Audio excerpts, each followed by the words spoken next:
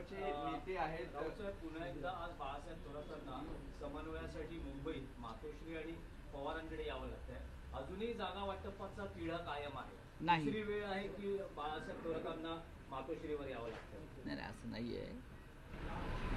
बाळासाहेब थोरात हे मातोश्रीवर कधी येऊ शकतात, आम्ही त्यांच्याकडे जाऊ शकतो. आता काल मी सुद्धा माननीय शरद पवार साहेबांकडे किंवा जयंतराव पाटलांकडे बसून एकत्र बसून आम्ही काही चर्चा केल्या. 288 जागांचा जेव्हा प्रश्न निर्माण होतो, महाराष्ट्र हे मोठं राज्य आहे, ते इतर राज्यांप्रमाणे 20 जागा 25 जागा असं नाही आहे. 3 पक्ष प्रमुख आहेत. बाळासाहेब थोरातांचं हायकमांड दिल्लीमध्ये आहे. 2 दिवस हे सगळे लोक दिल्लीत होते माझ्या माहितीप्रमाणे. आता दिल्लीत काय एखादी चर्चा एखादी सूचना असू शकते, त्या संदर्भात त्यात पवार साहेबांना भेटणार असतील किंवा मातोश्रीवरती येऊन आमच्या पक्षप्रमुखांना माननीय उद्धवजींना भेटणार असतील, तर त्याच्यामध्ये समन्वयाचा अभाव वगैरे या गोष्टीचा उल्लेख होणं चुकीचं आहे. उत्तम समन्वय 3 पक्षामध्ये आहे. तसं नसतं तर 90 जागा या क्षणी आम्ही जाहीर केल्या नसत्या.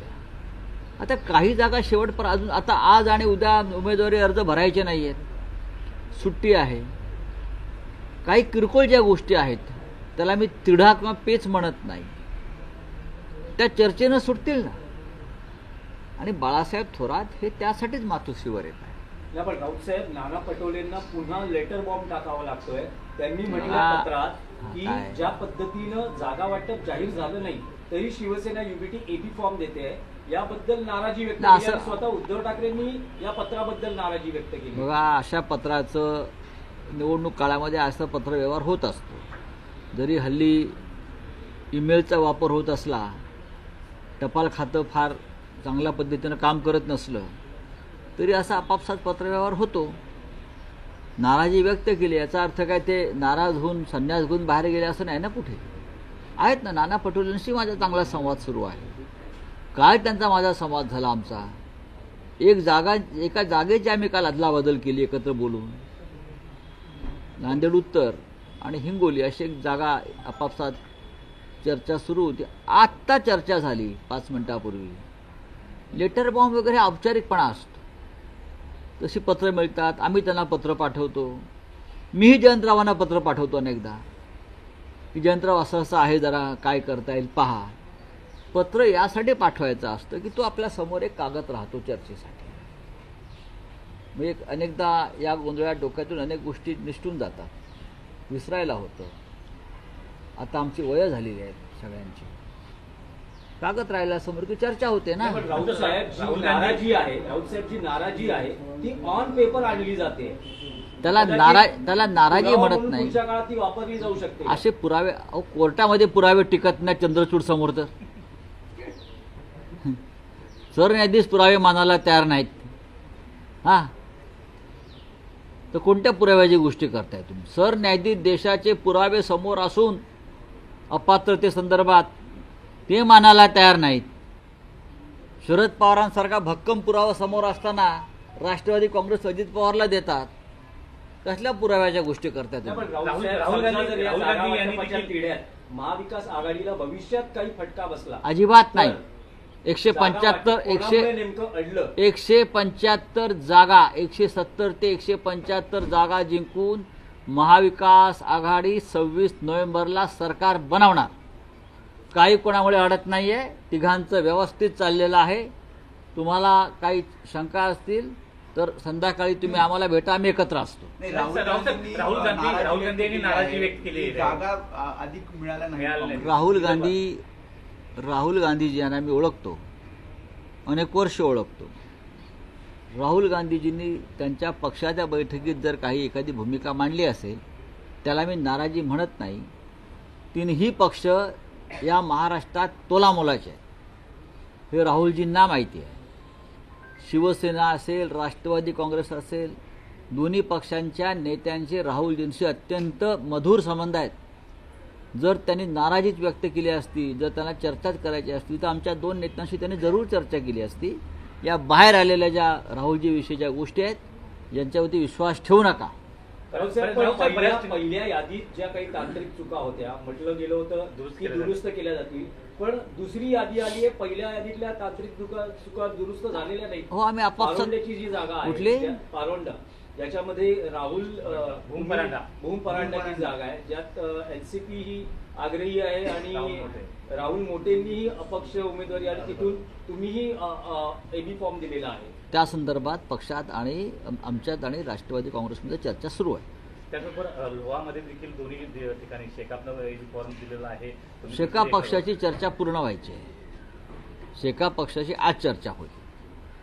माननीय शरद पवार साहेबांनी शेका पक्षाचे ज्येष्ठ नेते भाई जयंतराव पाटील यांच्याशी चर्चा सुरू केलेली आहे आणि आज दिवसभरामध्ये आम्ही चर्चा करू. मित्र पक्षांना किती जागा द्यायच्या काही ठरलं आहे का, काही स्पष्टता आली आहे का? आणि त्या जिथे जिथे मित्र पक्ष जिंकण्याची क्षमता आहे तिथे त्या जागा मित्र पक्षांना दिल्या जातील. आता तुम्ही शेका पक्षाचा विषय सांगितला, आता सांगोला ही जागा शिवसेनेचीच आहे ना. सांगोल्यामध्ये शिवसेनेचे आमदार होते, आम्ही जिंकलोय. म्हणजे असं नाही की आम्ही उगाच कुठेतरी आमचा पाय टाक. अलिबागला शिवसेना जिंकली आहे 2 निवडणुका सातत्यानं, आपण पाहिलं असेल ते. अशा अनेक जागा आहेत, त्याच्यावर सविस्तर चर्चा आज आणि उद्या होऊ शकते. मुंबईचं जागा वाटप जवळपास पूर्ण झालेलं दिसतंय. भायखळ्याची जागा तुम्ही घेतलेली आहे, तर घेतलेली नाही, आमचीच आहे, घेतलेली नाही. आम्ही काही कोणाचं खेचून घेत नाही. वर्सोव्याची जागा सुद्धा आपण वर्सोव्याची जागा जी आहे ही गेल्या 2 निवडणुका भारतीय जनता पक्षाकडे आहे आणि त्या जागेवर शिवसेनेनं आपला उमेदवार दिलेला आहे. नक्की राऊत साहेब, पण अनेक ठिकाणी असं दिसतं आहे महाविकास आघाडी की जिथे शिवसेना युपीटी एबी फॉर्म देते उमेदवारांना, तिथे काँग्रेस आणि एनसीपी हेही एबी फॉर्म देत आहे. तर हे चित्र कधी स्पष्ट होणार? 29 तारखेपर्यंत मागे विड्रॉल करण्याचा शेवटचा दिवस, 4 तारखेला 4 नोव्हेंबर. मला असं वाटतं की तोपर्यंत बऱ्याच गोष्टी स्पष्ट होतील.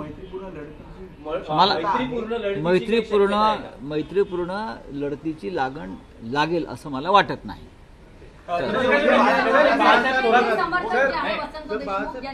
ज्या प्रकारे जयश्री थोरात यांच्यावरती वक्तव्य केलेलं आहे सोशल मीडिया असो की एकूण वसंत देशमुख यांनी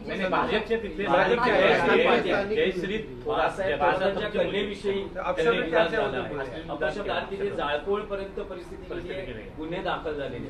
भारतीय जनता पक्षाला दंगली घडवायच्या आहेत. भारतीय जनता पक्ष हा संस्कारहीन पक्ष आहे. विकृत लोक त्या पक्षामध्ये भरलेले आहेत. स्त्रियांविषयी, घरंदाज स्त्रियांविषयी, राजकारणातल्या चांगल्या स्त्रियांविषयी अपशब्द वापरणं आणि त्यातून तणाव निर्माण करणं ही एक नवीन धंदा त्याने सुरू केलेला आहे.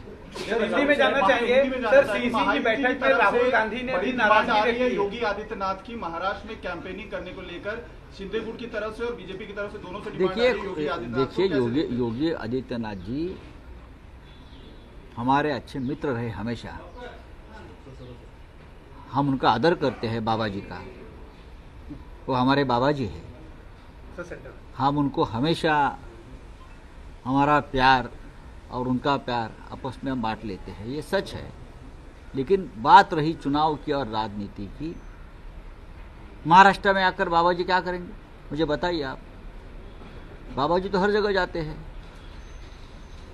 बाबा जी तो अपने खुद के उत्तर प्रदेश में अपनी पार्टी को नहीं बचा पाए लोकसभा में.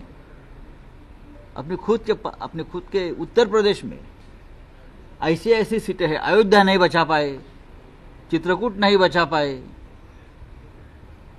अब देखिए ना, तो बाबा जी महाराष्ट्र में आकर क्या करेंगे? आने दो, भड़काऊ भाषण करेंगे, दंगे भड़काने की कोशिश करेंगे. बाबा जी को आप ध्यान में रखना चाहिए, एक राज्य के मुख्यमंत्री है. बटेंगे कटेंगे उनका नारा बहुत चला है. नहीं, बटेंगे कटेंगे तो पोस्टर लग रहे हैं. पोस्टर लगने तो यहाँ ना कोई बटेगा ना कोई कटेगा. ये महाराष्ट्र है भाई. ये फुले शाहू अंबेडकर और छत्रपति शिवाजी महाराज का महाराष्ट्र है. इस प्रकार के जो राजनीति है ना बटेंगे कटेंगे वाली, इस राज्य में मुंबई में नहीं चलेंगी. हम ना बटेंगे ना कटेंगे. सर, सीसी की बैठक में राहुल गांधी ने नाराजगी व्यक्त की है सीटों के बंटवारे को लेकर. कांग्रेस को बहुत ज्यादा गेन नहीं हुआ इस जो है बैठक में, इसको लेकर क्या? अंदर जो लोग बैठते हैं बाहर आकर इस प्रकार की बातें बोलते होंगे, मुझे मालूम नहीं। महाराष्ट्र में 3 पार्टियां प्रमुख है और मजबूत है, कांग्रेस, पवार साहब की एनसीपी और उद्धव जी के नेतृत्व वाली शिवसेना। मुझे लगता है तीनों को लगभग समान सीटों का बंटवारा हुआ है और ठीक है।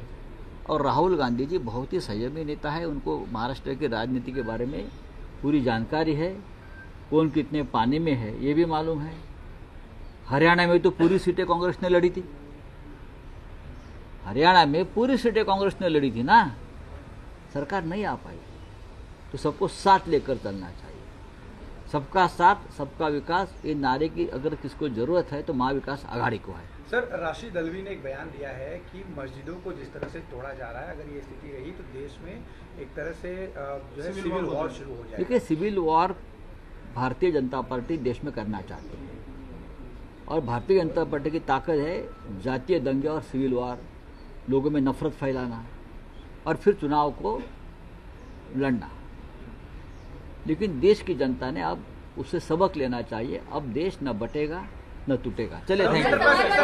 समाजवादी पार्टी ने अल्टीमेटम दिया है एक सवाल की बात सर नहीं है। कि अगर वो 5 सीट नहीं देती या आप लोग पूरी फॉर्मूला क्लियर नहीं करते हैं तो वो 25 उम्मीदवार खड़े करेंगे, उनका अल्टीमेटम है। देखिए, अबू भाई जी से हमारी बातचीत चल रही है, 2 सीटें उनके पास है, वो तो उनको मिलने वाली है। लेकिन उनसे पहले उसने अबू भाई ने उनकी सीटें डिक्लेयर कर दी, ये भी ठीक नहीं है। शेका पक्ष ने भी उनकी सीटें डिक्लेयर कर दी, ये ठीक नहीं है। महाविकास आघाड़ी में इस प्रकार से अगर कोई करता है तो लोग नाराज हो जाते हैं। हम उनसे निरंतर चर्चा जारी रखेंगे। फॉर्मूला क्या हुआ है सर, आप लोग का फॉर्मूला बता दीजिए कि अभी आज रात को पता चलेगा फॉर्मूला।